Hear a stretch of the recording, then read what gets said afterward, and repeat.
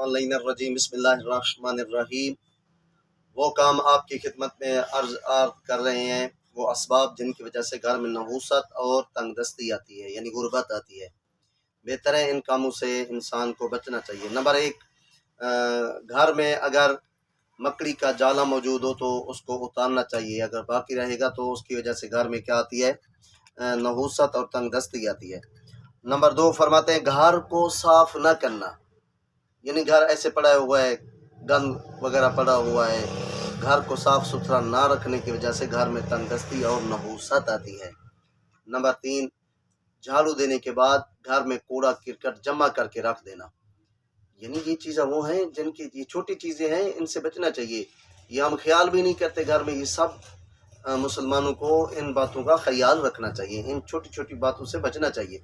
यानी घर में कूड़ा करकट जमा करके रख देना, ये भी घर में नहुसत और जो है ना तंगदस्ती को लाता है। नंबर तीन फरमाते हैं, जो चीज़ है जिसकी वजह से घर में तंगदस्ती और नहुसत आती है, नापाक हालत में कुछ खाना पीना।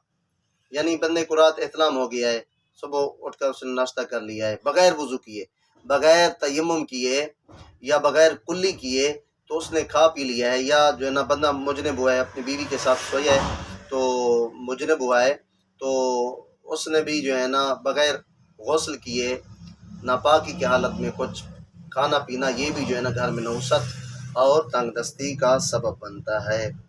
नंबर फरमाते हैं आगे, जो बंदा खड़े होकर कंघी करेगा, बालों में कंघी देगा, तो इसकी वजह से भी घर में नहुसत होती है। आजकल शीशे दीवारों के ऊपर लग गए, नहीं आपको बैठ कर करना चाहिए कंघा, क्योंकि इसका सवाब बहुत ज़्यादा है। जो बंदा बैठ कर कंघा बालों में करता है, खुदा उसकी ज़िंदगी में इजाफा करता है।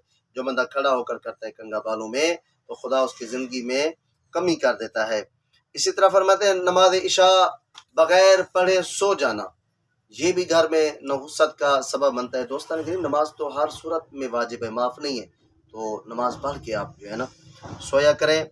उसके बाद फरमाते हैं, लोगों से नेकी करना छोड़ देना, यानी मजलूम का साथ देना छोड़ दे, मजलूम की मदद करना छोड़ दे, जालिम का साथ दे, ये भी घर में नहुसत और तंगदस्ती का गुर्बत का सबब बनता है। नंबर आखिरी फरमाते हैं, वालिदैन के साथ नाफरमानी करना। वालिदैन कुछ कहते रहे, एक कान से सुनकर दूसरे कान कर सुन निकाल देते हैं, कुछ परवाह नहीं है। वालिदैन के साथ नेकी ना करना, ये भी घर में नहुसत का सबब बनता है। दुआ करते हैं मालिक के किनात ये जो नहुसत वाले काम हैं इनसे बचने की तमाम मुसलमानों को तौफीक अता फरमाए। मेहरबानी करके ये जो आगे भी शेयर कर दें ताकि अल्लाह ताला आपको भी जज़ाए खैर अता फरमाए।